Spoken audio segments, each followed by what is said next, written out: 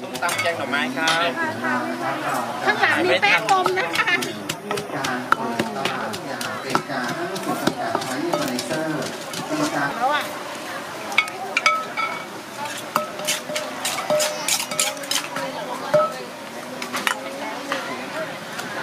ตักไว้ถุงละ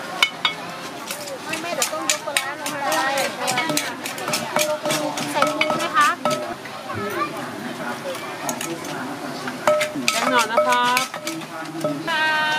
ด้เลยนะคะ เยี่ยมของมันครับโคก็สนุกขอผักก่อน ขอผัก2 อันหน่อยครับ